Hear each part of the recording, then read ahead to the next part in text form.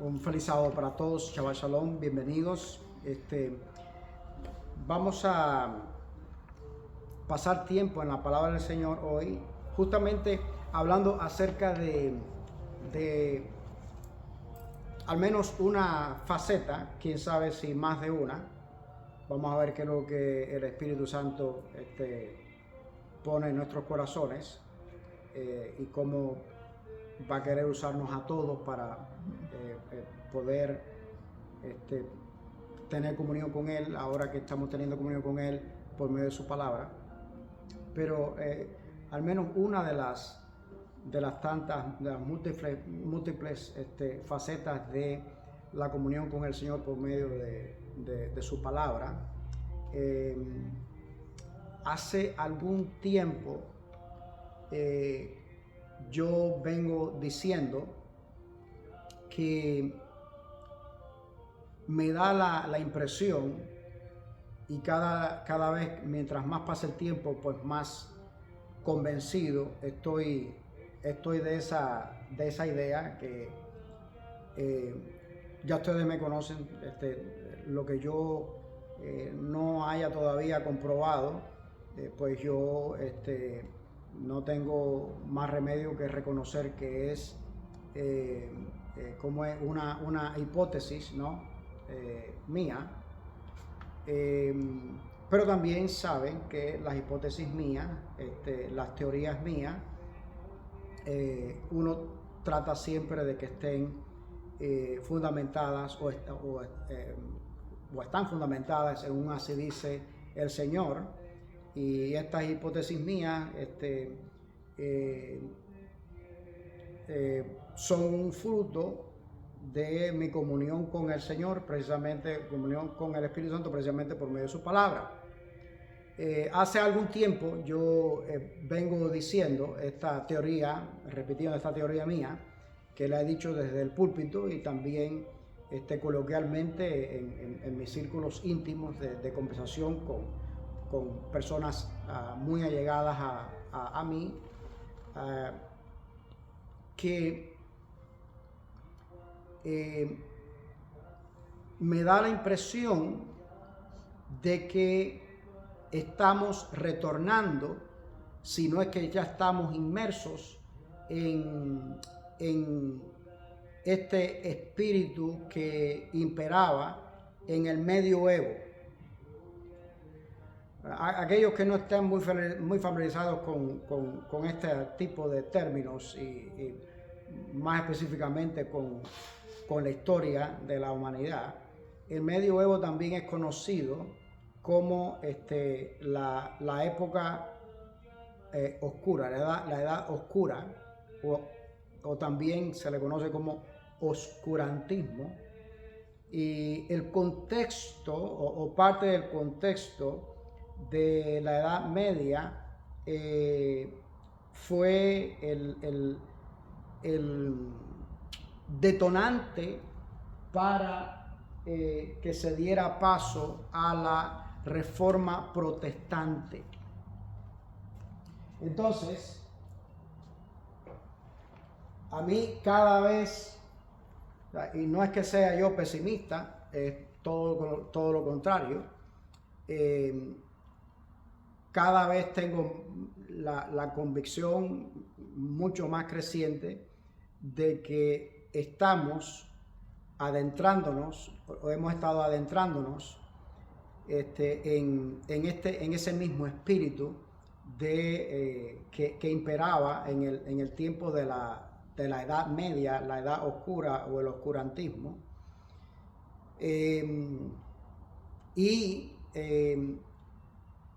Yo he tenido esta teoría, que yo creo que por lo menos en lo que respecta a mí, en mi espíritu, yo lo percibo ya no como una teoría, sino como un hecho. Hemos estado entrando al oscurantismo específicamente en lo que respecta a nosotros, al pueblo de Dios del tiempo del fin. Y a propósito, lo veo en todo el cristianismo, toda la cristiandad, y específicamente en el pueblo remanente del tiempo del fin. Sobre todo es lo que más a mí como miembro de este pueblo más me llama la atención, pero sobre todo más me preocupa.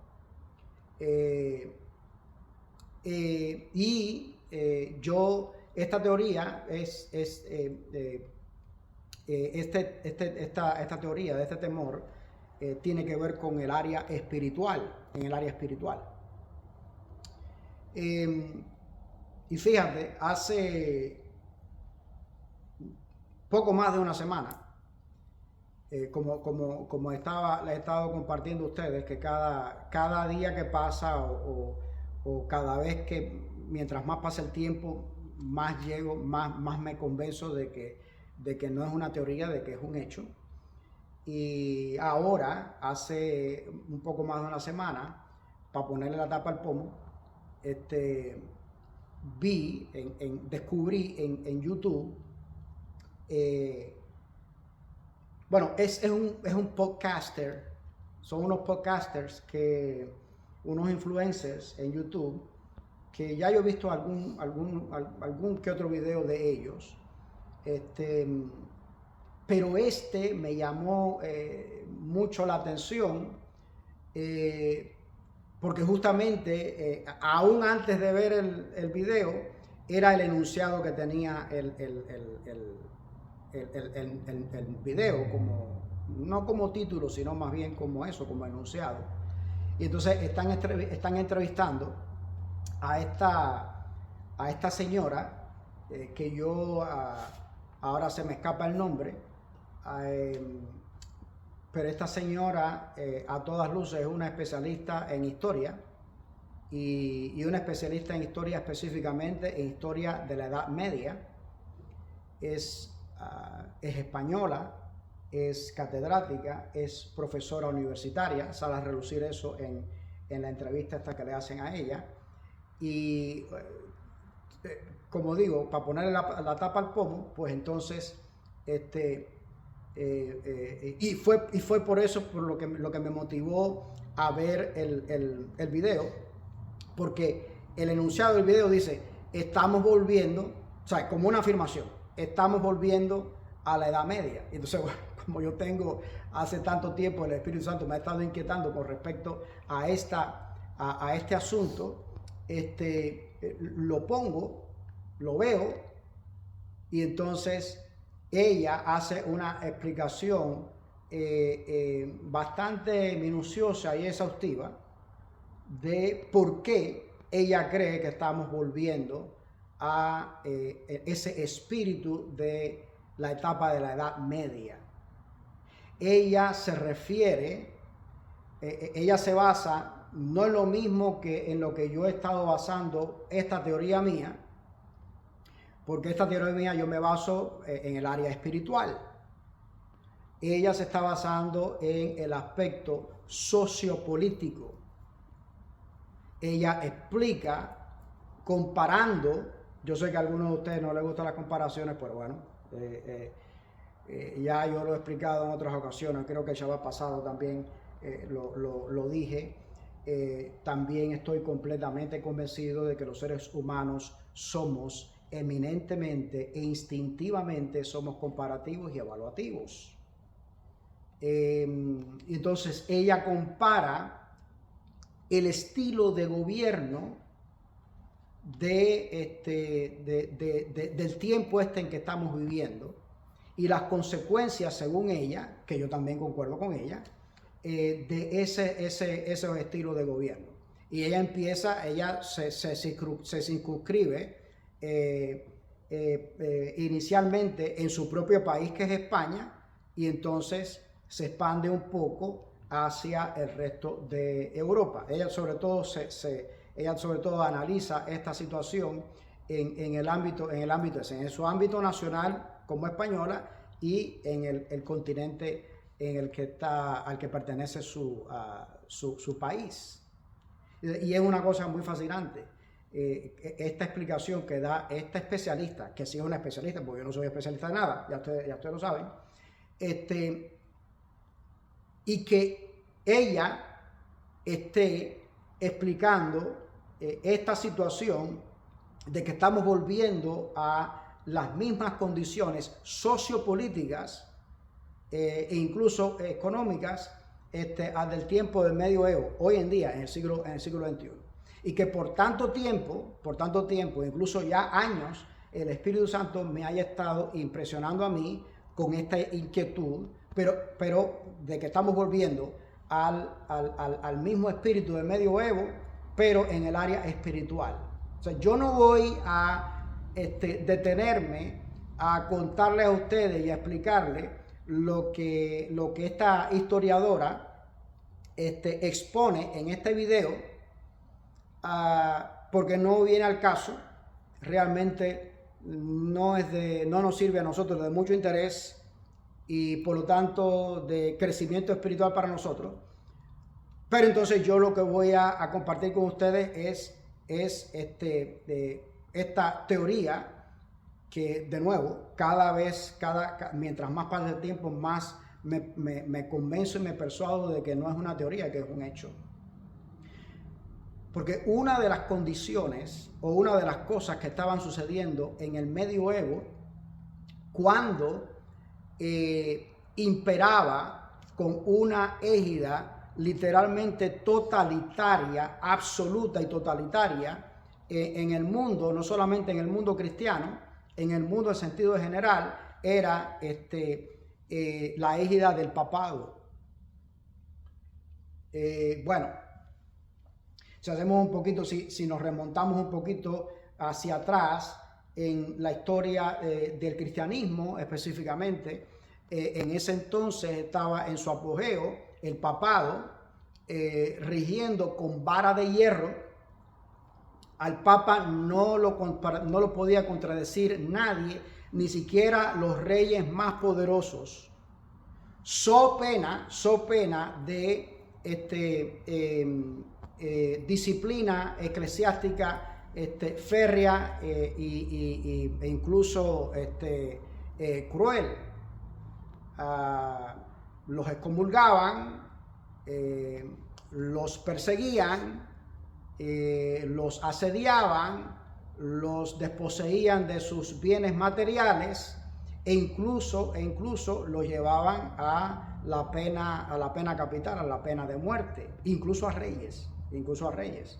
Entonces, una de las tantas cosas, fueron por lo menos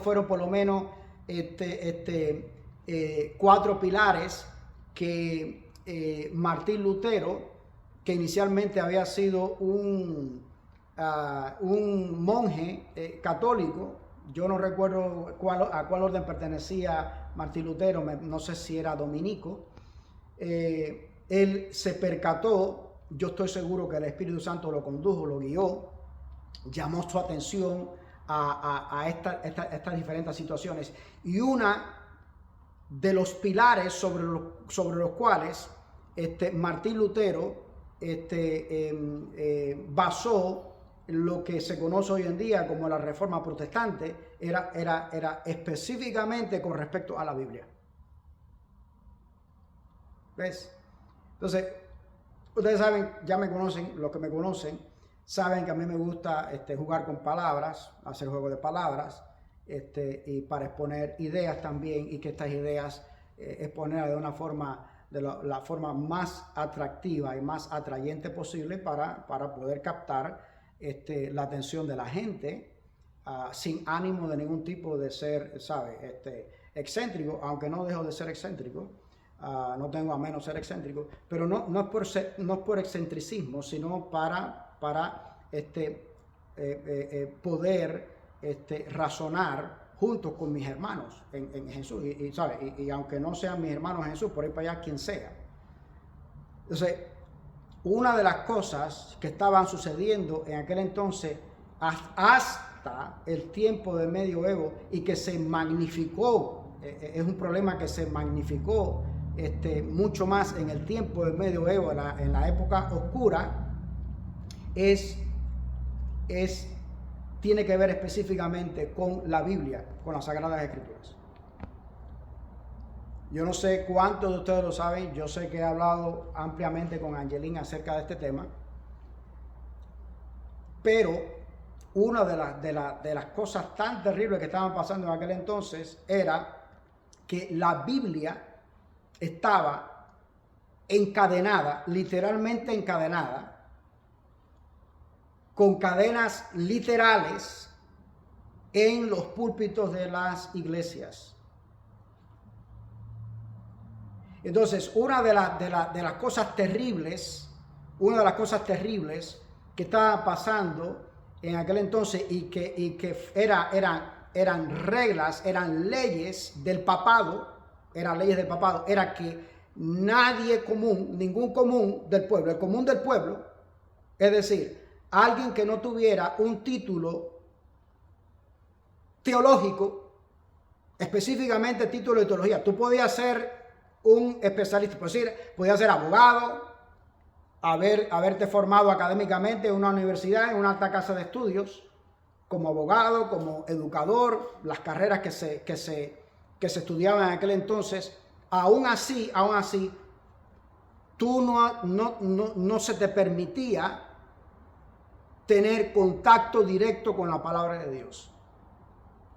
Para poder tener contacto directo con la palabra de Dios, no era solamente que tuvieras que tener un título en teología, porque también es otra cosa. Tú puedes ser teólogo y no formar parte de un cuerpo pastoral, y no formar parte del clero. Era que tenías que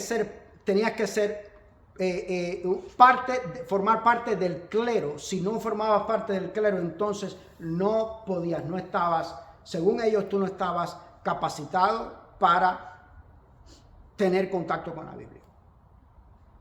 Y yo no sé el clero hasta qué punto tenía libertad de ir cuando quisieran, siempre que quisieran, a consultar la Biblia. Yo no sé si por el hecho de que formaban parte del cuerpo clerical, si eso ya bastaba para ellos ir libremente cuando ellos quisieran, siempre que quisieran, a estudiar la Biblia o a consultarla, o si tenían que pedir un permiso especial, aún siendo miembros del clero, si tenían que pedir algún permiso especial a alguna autoridad eclesiástica del momento.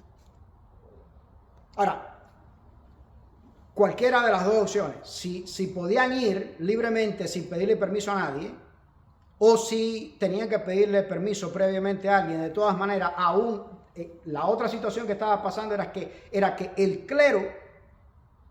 al clero tampoco mucho le interesaba consultar la Biblia. ¿Qué pasaba entonces? ¿Cuál era la condición opuesta o la reacción opuesta a esto? Que entonces la gente no le prestaba atención a la Biblia, no consultaba a la Biblia, porque se estaban guiando más todavía, ¿por qué cosa? Por las tradiciones humanas. Entonces, esa era una de las condiciones, una de las cosas que estaban pasando en el tiempo del medioevo. Pero si vamos hacia atrás, al tiempo del Nuevo Testamento, específicamente a el primer advenimiento de Jesús, esa era una de las condiciones, una de las cosas que estaban pasando, que era una de las razones de la decadencia espiritual tan horrible que los contemporáneos de Jesús estaban viviendo. Jesús, de hecho, lo señala en su ministerio, sobre todo cuando interactuaba con las autoridades religiosas del tiempo que le tocó vivir a él. Él le decía a ellos, pero muy recurrentemente, tú lo puedes ver en los evangelios, ustedes desobedecen las escrituras, violan la ley de Dios para seguir mandamientos de quiénes, mandamientos de humanos, de seres humanos. Entonces, tomamos como punto de partida, históricamente hablando, y específicamente lo que tiene que ver con la historia de la iglesia cristiana, la historia del cristianismo, el medioevo, y nos movimos hacia atrás ahora mismo, hace un momento, al tiempo de Jesús, pero volviendo a tomar como punto de referencia al medioevo, la edad media, y llegar a nuestros días, mira a tu alrededor, pueblo de Dios. No es eso lo que está pasando también ahora mismo también. Entonces, la forma en que yo lo he explicado, o por lo menos lo he expresado, derramando mi alma con algunos de mis hermanos y también, bueno, con Angelín, es que hoy en día lo que yo veo es que la Biblia ha vuelto a ser encadenada, pero no con cadenas físicas, sino con cadenas espirituales y circunstanciales. Y yo no sé cuál de las dos será peor, si las cadenas físicas o las cadenas circunstanciales y espirituales. A mí me parece que las cadenas circunstanciales y espirituales me da la impresión de que son peor. Hoy en día, ok, en aquel entonces, volvemos al tiempo del medioevo. En el tiempo del medioevo, no solamente que era prohibido consultar la palabra de Dios, es que si tú reproducías a mano alzada con tu puño y letra o quien sea algún versículo de la Biblia, eso era motivo para disciplinas férreas terribles, con consecuencias terribles para tu integridad física, tu libertad e incluso tu propia vida. ¿Ve? Entonces, ¿qué pasa? Hoy en día, la cristiandad en sentido general y en el sentido específico nosotros, los que militamos en el pueblo de Dios del tiempo del fin, el remanente de Dios del tiempo del fin, entonces hemos encadenado la Biblia con cadenas circunstanciales espiritualmente, circunstancialmente. ¿Quién de nosotros no tiene Biblia? O sea, yo me he dado a la tarea, a propósito, de que cada persona que yo conozco, ahora, sin ir más lejos, el martes de esta semana que está transcurriendo, conocí a una persona nueva, lo conocí ese día, no estoy seguro si lo volveré a ver de nuevo, quizás no lo vuelva a ver de nuevo, pero yo me cercioré que en la conversación que tuvimos para conocernos, nos presentamos con nuestros nombres de pila, yo le pregunté, ¿tienes Biblia? Es una misión que yo he asumido del Señor en este tiempo reciente, en estos años recientes. A cada persona con la que yo me encuentro, que yo conozco, le pregunto, ¿tienes Biblia? No importa si habla en español, inglés o portugués o cualquier idioma que hable. ¿Tienes Biblia? La inmensa mayoría de la gente, la inmensa mayoría de las personas que he conocido, me responden positivamente. O sea, la Biblia hoy en día, y muchos de ellos no militan en ninguna congregación cristiana. Tienen Biblia. Hoy está tan diseminada la Biblia y nosotros como siervos de Dios, su pueblo y en sentido general el cristianismo, nos gozamos, y ese gozo es legítimo, nos gozamos con un gozo legítimo de que hoy en día, de que eso sea una realidad, de que hoy en día tanta gente tiene Biblia. Sin embargo, al mismo tiempo es penoso y yo creo que altamente peligroso que entonces sí tenemos Biblia, tenemos acceso libre a las Sagradas Escrituras.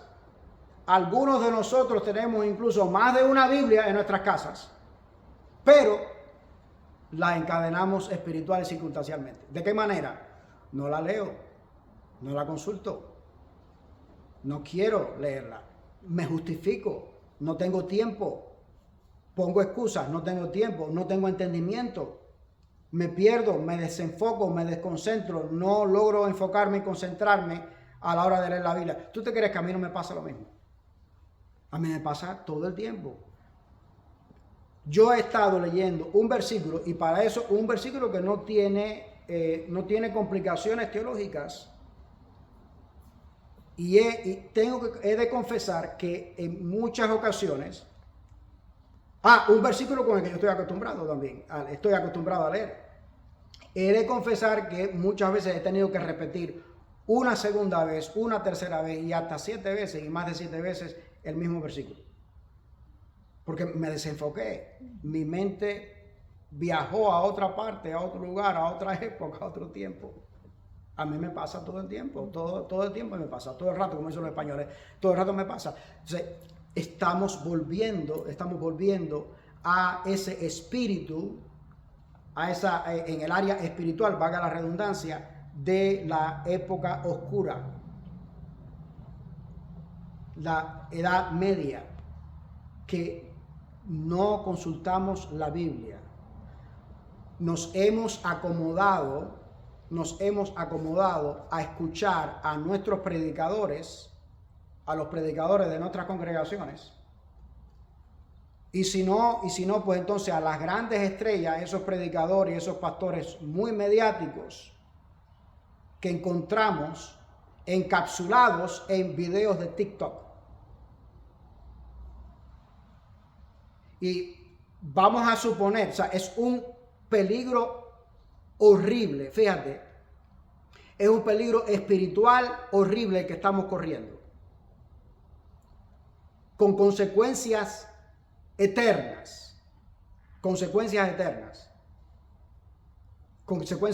Es un peligro horrible que estamos corriendo. Vamos a suponer que estos predicadores que nosotros escuchamos y que ya no citamos la Sagrada Escritura, ya cuando vamos a hacer una explicación de algún versículo, de algún texto de la Biblia, o cuando vamos a compartir entre comillas el evangelio con otra persona, nos basamos en lo que oímos decir a este predicador. O sea, ya no estamos citando un así dice el Señor. Ahora estamos citando un así dice el pastor fulano de tal. Yo, en lo que respecta a mi persona, y como cada uno tiene que ser responsable de sus propios actos, yo continua y consistente y sistemáticamente le digo a cada uno de ustedes, y ustedes no me dejarán mentir, les digo consistentemente, constantemente, sistemáticamente, por favor, no den por sentado mis predicaciones, mis sermones, no lo den por sentado. Y en este tiempo reciente, Angelín, sobre todo desde que tu abuelo no está, que ya va a ser casi 4 años, mi ministerio de predicación ha tomado un giro. Ya yo lo he dicho en otras ocasiones, lo he compartido con ustedes en otras ocasiones, desde el púlpito, de fuera del púlpito, a tiempo y fuera de tiempo, en mis círculos también íntimos, no solamente en la congregación, que mi ministerio de predicación, el mío, yo creo que el Espíritu Santo me ha estado llamando y me ha estado amonestando para que, en primer lugar, la meta, el blanco de mis sermones sea justamente esto: que el Espíritu Santo los inspire a ustedes, a los que sean que me escuchen, a quien sea que me escuche, a volver a las sendas antiguas. ¿Cuáles son las sendas antiguas? La gente está confundida de qué cosas son las sendas antiguas. sobre todo dentro del pueblo remanente del tiempo del fin. La gente cree que volver a las sendas antiguas es no usar cierto tipo de música, Angelín, ya que estamos hablando acerca de la música en off, y que los hombres, todo el mundo use corbata. Volver a las sendas antiguas es, mira, volver aún así dice Jehová. Este pueblo del remanente del tiempo del fin, desde que surgió y por mucho tiempo fue conocido como el pueblo de la Biblia. Hoy en día me da dolor tener que reconocer que ya eso no es una realidad. Y que ya ahora entonces nos hemos querido parecer en eso y en muchas otras cosas, pero específicamente en eso, al resto del mundo cristiano. No. El pastor que ha sido llamado por el Señor, que es un hombre de Dios, yo no dudo que muchos de estos pastores que estamos oyendo en las redes sociales sean verdaderos hombres de Dios. No lo dudo. Algunos de ellos conozco muy bien su ministerio pastoral, su ministerio de predicación, de algunos de ellos. Y yo puedo dar testimonio de que efectivamente son hombres de Dios, verdaderos hombres de Dios. Pero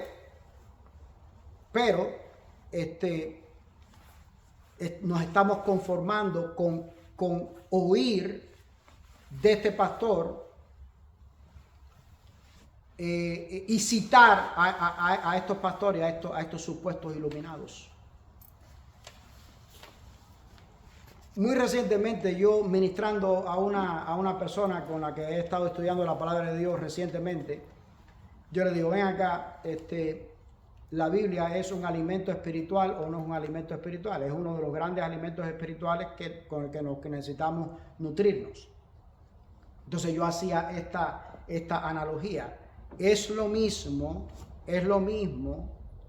comerte un plato de comida, una dieta balanceada, con sus proteínas, carbohidratos, vegetales y legumbres y todas estas cosas. Comértelo es lo mismo, y yo sé que la analogía va a ser un poco asqueante para algunos de nosotros, o que tú te comas ese mismo plato masticado previamente por otra persona.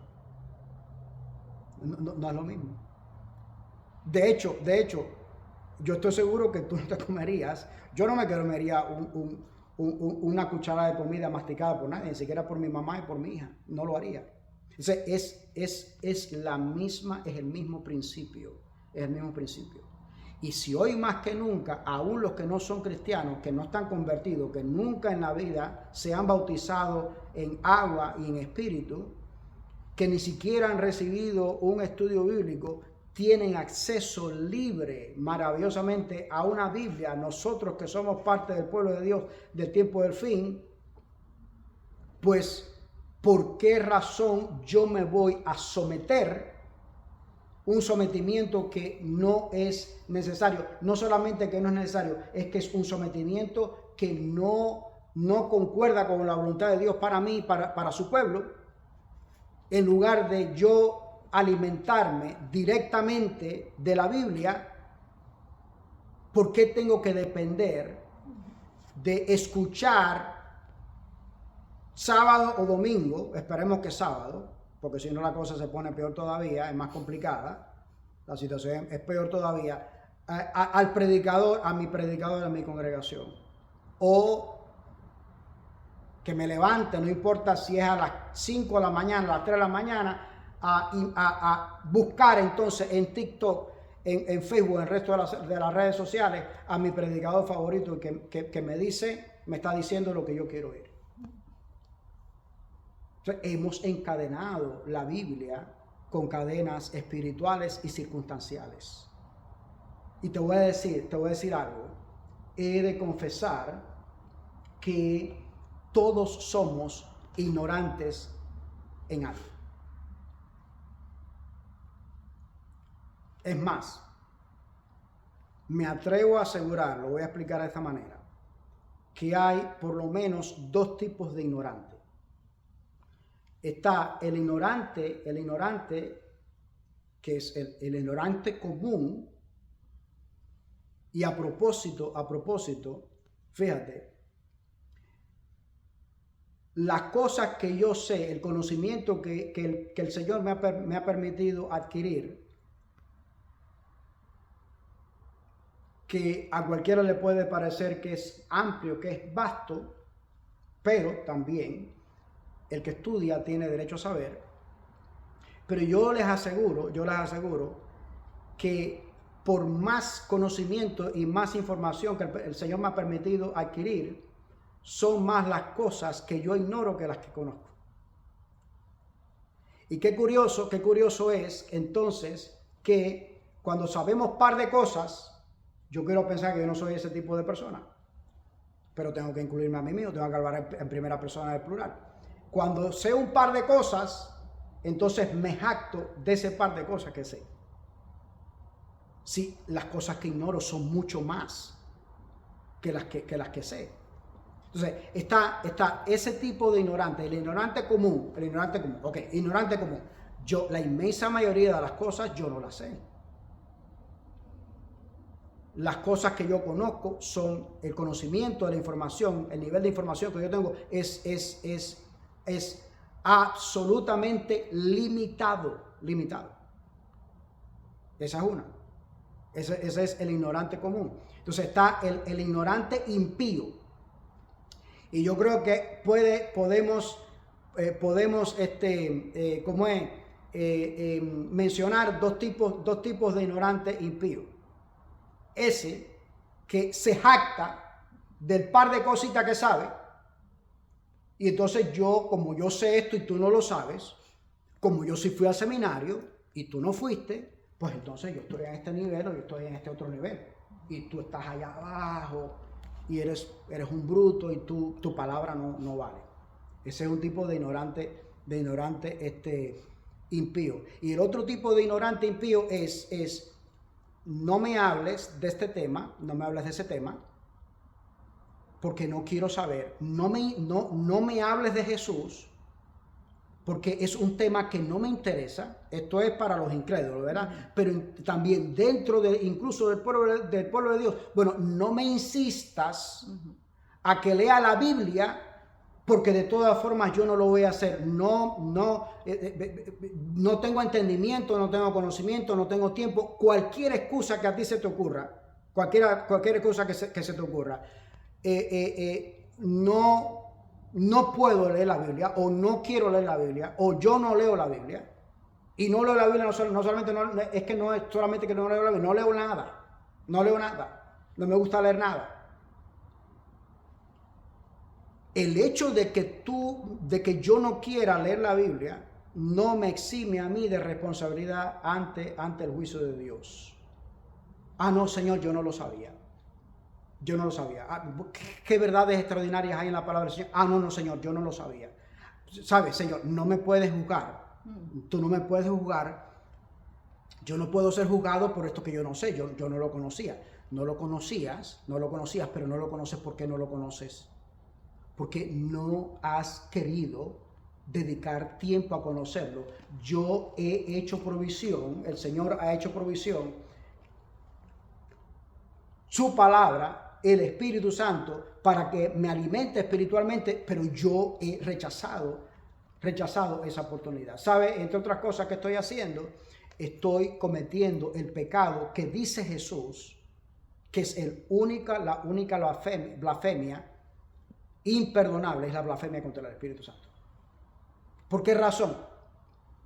Porque justamente entre las prerrogativas y los trabajos específicos y responsabilidades que el Espíritu Santo ha asumido dentro de la divinidad, es todo lo que tiene que ver justamente con su palabra.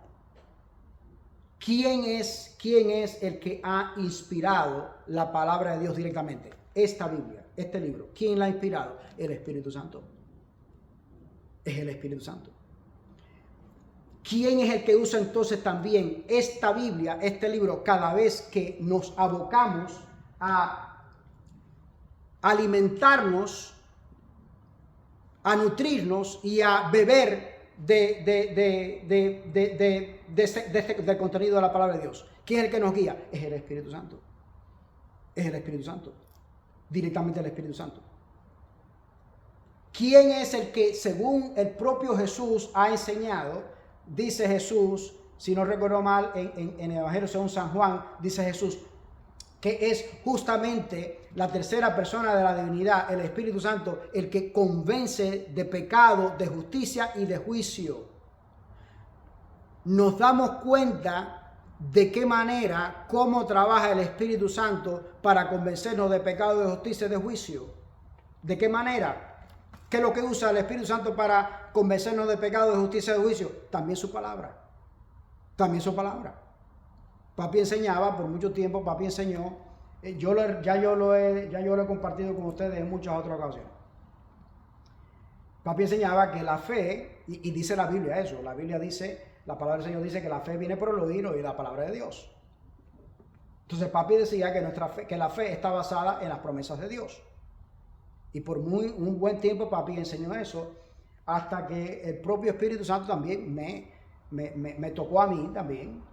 Y entonces yo le decía, papi, es una verdad, pero es una verdad maravillosa, extraordinaria, pero es una verdad a medias. Porque nuestra fe no puede estar basada solamente en las promesas de Dios. Es maravilloso que creamos en las promesas de Dios. Es maravilloso que vivamos basados en las promesas de Dios. Es maravilloso. Es maravilloso que tengamos comunión con el Espíritu Santo por medio de la oración basado en sus promesas. Pero ¿sabe también qué cosa es maravilloso? Que nuestra fe esté cimentada en las promesas de Dios, sí, pero también en sus preceptos. Porque si el Señor dice en su palabra que esta pared que yo tengo aquí atrás, siendo blanca la pared, yo quiero decir que es amarilla, entonces dice el Señor en Isaías, a la luz y al testimonio, si no dijeren conforme a esto, es porque no les ha amanecido. Entonces, ¿de qué manera el Espíritu Santo quiere tener comunión con nosotros, se quiere comunicar con nosotros para convencernos de pecado, de justicia y de juicio? Por medio de su palabra. Por medio de su palabra. ¿Cuál es otra esfera de influencia del Espíritu Santo? ¿Cuál es otro trabajo del Espíritu Santo? Otras de las responsabilidades que ha asumido específicamente Él, el Espíritu Santo, la tercera persona de la divinidad. Bueno, pues transformar nuestras vidas. No es eso prerrogativa del Espíritu Santo. Todo lo que tiene que ver con el trabajo que en la doctrina bíblica, en teología, basado en la palabra de Dios, en la Biblia, todo lo que tiene que ver con justificación por la fe. ¿Quién es el que hace ese trabajo? Es el Espíritu Santo.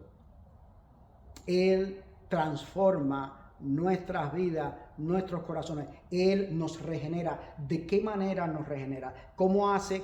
Bueno, yo no te puedo explicar, porque yo no puedo explicar la obra del Espíritu Santo. Yo no puedo explicar los milagros del Espíritu Santo. De otra manera no serían milagros si pudiera explicarlo. La obra de Dios yo no puedo explicarla. De otra manera no sería obra de Dios, de otra manera no sería Dios. Pero sí te puedo decir, sí puedo compartir contigo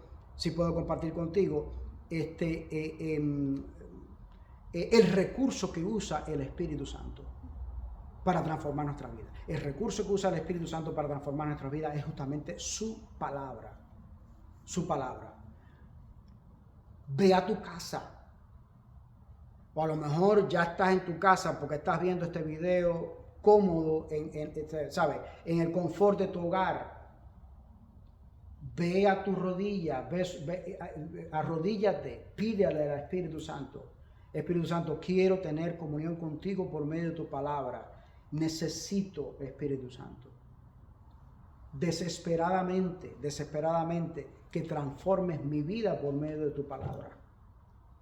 Entonces, cuando yo decido no leer la palabra de Dios, entonces yo le estoy diciendo al Espíritu, y no me estoy dando cuenta de eso, pero el Señor me ha llamado a mí para yo explicarte todas estas cosas. Ahora no tienes excusa. Ya de aquí para allá, de aquí para adelante, no tienes excusa. El Señor me está usando a mí como portavoz suyo, un pecador igualito que tú, bueno, de hecho más pecador que tú todavía, yo soy más pecador que tú todavía, estoy seguro que soy más pecador que tú, para explicarte todas estas cosas. Ahora no tienes excusa, ahora no tienes excusa. Entonces, yo no, la actitud que estoy asumiendo, con la actitud que estoy asumiendo, el mensaje que yo le estoy diciendo al Espíritu Santo, tú no te estás dando cuenta de eso, yo no me estoy dando cuenta de eso. Pero el mensaje que le estoy diciendo al Espíritu Santo es: yo no quiero escucharte. Tú te imaginas que tú llames por teléfono a un ser querido tuyo y que no quiera responderte, que no te responda porque no quiere responderte. Y lo llamas 70 veces y no te quiere responder. Es el mismo principio. El Espíritu Santo quiere hablarme, quiere comunicarse conmigo por medio de su palabra. Pero, como yo cierro la Biblia, la tengo tirada ahí, o a lo mejor no la tengo tirada, la tengo en la mesita de noche, ahí al lado donde duermo, como si fuera un talismán o un amuleto para que me proteja y que mágica y místicamente las palabras del Señor se me graben mientras estoy durmiendo. Eso no funciona así, de esa manera. Eso no funciona así de esa manera. O la tengo, yo he ido a casas, incluso Angelín, que tienen Biblias en todas las habitaciones. Tú llegas a la entrada de la casa y tienen así un podio con la Biblia abierta, con algún salmo, con alguna promesa, y vas a cada cuarto y en cada cuarto también hay una Biblia. No digo que tengo nada en contra de eso, pero la funcionalidad de la palabra de Dios es que nos alimentemos, le permitamos al Espíritu Santo que nos alimente de ella. Entonces, al yo cerrar la Biblia y tenerla ahí empolvada, tirada ahí en un rincón o en una caja, ministré a alguien hace un tiempo atrás, semanas, meses quizás, que me dice: sí, no, yo tengo la Biblia, pero sí, hace varios meses atrás. Tengo que buscarla. Porque la tengo, yo sé que la tengo en una caja, está guardada en una caja. A medida que la conversación fue tomando más profundidad, ¿no? Y conversé más con esta persona, me di cuenta que quizás la tenga esa caja donde tiene la Biblia en un almacén de esos que rentan esos lugares para tener pertenencias ahí. Sí, yo tengo que buscar. Sí, yo lo voy a buscar. Sí. Le estoy diciendo no al Espíritu Santo. En eso consiste también la blasfemia contra el Espíritu Santo. Y dice Jesús, el único pecado que no se va a perdonar. Ese es el único pecado que no se perdona. La blasfemia contra el Espíritu Santo. Yo no quiero oírte. Yo no quiero. O sea, ayúdame ahí, Angelín, a encontrar en la Biblia. Ya ustedes saben, mi escritor favorito de la Biblia, el apóstol Pablo. Todo esto que yo he dicho, nadie mejor que este texto, que Angelín me va a ayudar a buscar ahí. Angelín, busca ahí, os quise dar vianda, pero tuve que daros leche. Algo de esa es la idea del texto. Yo sé que lo escribió el apóstol Pablo. Y toda esta explicación que yo he dado,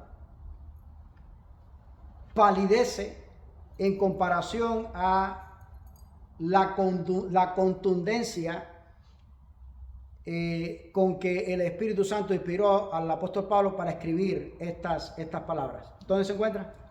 Primero de Corintios, capítulo 3, versos 2. Primera a los Corintios, capítulo 3, versículo 2.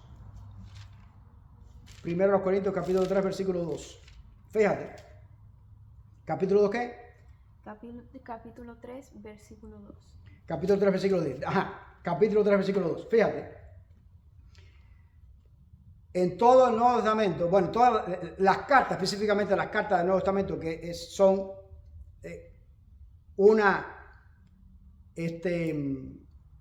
¿cómo decir? Un género literario dentro de la literatura del Nuevo Testamento, las cartas, las epístolas. De todas las epístolas, el apóstol Pablo escribió cartas a destinatarios que fueron cartas felices y otras que no fueron muy felices. ¿A qué se debe esto? ¿En qué consiste esto? Bueno, pues el tipo de relación que tuvo el apóstol Pablo con estas congregaciones, con estos destinatarios, que eran iglesias, eran congregaciones, eran iglesias.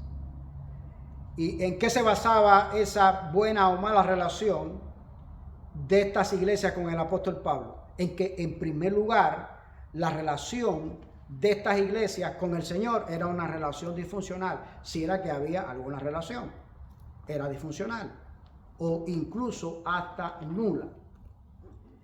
Y una de las más problemáticas, uno de estos destinatarios más problemáticos de toda la gente a quien el apóstol Pablo le escribió carta, pues los corintios estaban, yo no sé si estaban en el primer lugar o en el segundo lugar, en qué rango estaban. Si no estaban en el primer lugar, por lo menos estarían en el segundo lugar. Yo creo que estaban en el primer lugar. Y es a esta gente a quien el apóstol Pablo le escribe esto.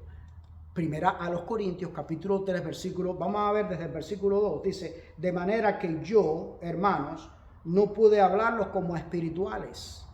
Mira, uno de los resultados de la espiritualidad consiste precisamente en nuestro vínculo con el Espíritu Santo por medio de su palabra. Yo no puedo ser un cristiano espiritual sin tener comunión con el Espíritu Santo por medio de su palabra.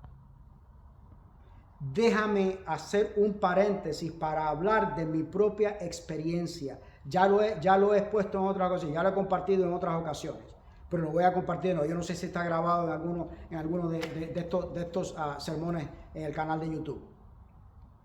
A mí me resulta muy fácil leer la Biblia. Me resulta muy fácil. Me resulta muy fácil leer cualquier cosa, pero mucho más la Biblia. Me es muy fácil. A mí me resulta más trabajoso mantener un estilo de vida de oración. Yo tengo un estilo de vida de oración, pero me cuesta más trabajo tener un estilo de vida de oración, que leer la Biblia. Ahora, tú me dices a mí, yo no leo la Biblia porque no me puedo enfocar, porque no me gusta leer, por lo que sea. Y me vas a decir que tienes un estilo de vida de oración sistemático. Perdóname, pero no te lo puedo creer. Estoy hablando basado en mi propia experiencia. A mí me resulta más fácil leer la Biblia que mantener un estilo de vida de oración. O sea, me parece que si no lees la Biblia, pues tampoco tienes tiempo para orar. Al menos no para tener un estilo de vida de oración efectivo. Entonces, el apóstol Pablo dice, yo quise hablarles a ustedes como espiritual, pero no pude hablarles como espirituales. ¿Por qué? Sino como a carnales,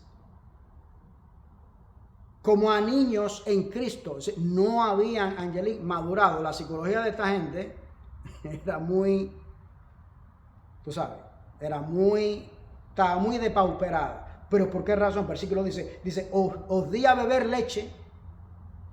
Es decir, el versículo, la última parte del versículo 1 está implicando que tuvo que hablarles como niños. Si tuvo que hablarles como a niños, es porque en realidad no eran niños, eran adultos. Espiritualmente hablando, se suponía que debían ser adultos, ya, espiritualmente hablando. Yo no puedo. Nadie puede. Es más, ni el mismo Dios va a hacer por ti lo que ya Él previamente te ha capacitado para hacer por ti mismo. En la vida material es así, la vida física es así, y en la vida espiritual también es así.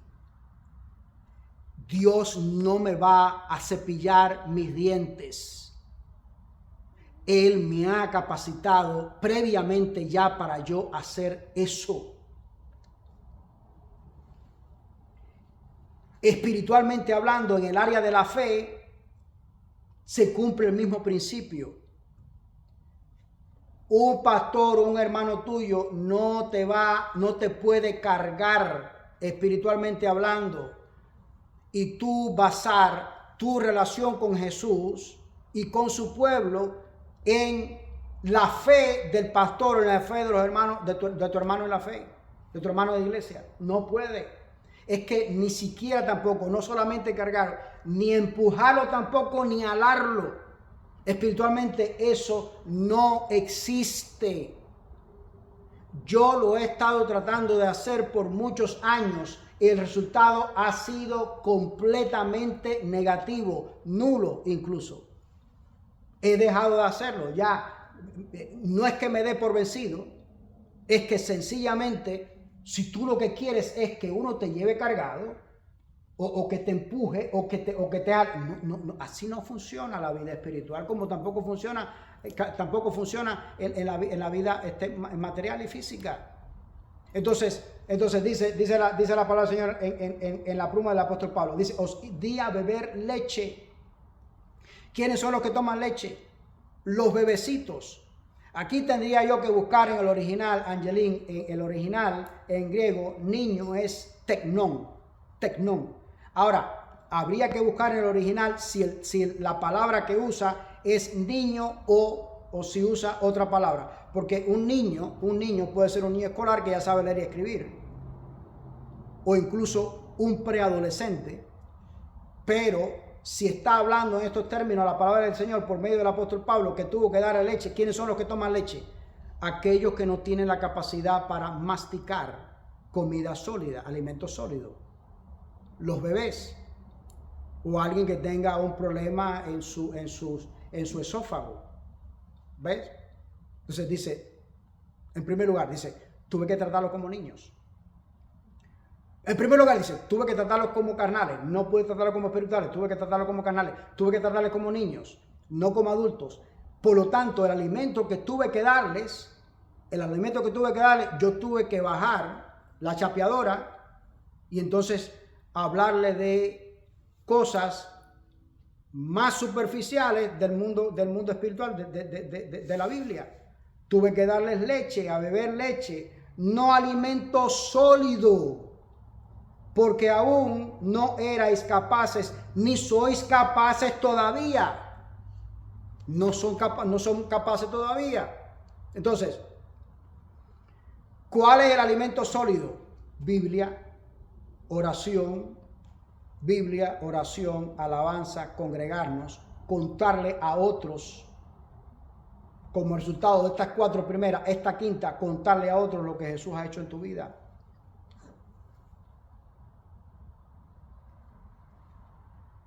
Pero entonces yo decido ir solamente a TikTok y tener esas reflexiones que son sermones encapsulados y pueden ser muy maravillosos. Y los que predican esas cosas pueden ser maravillosos hombres de Dios. Pero no es alimento sólido, es leche.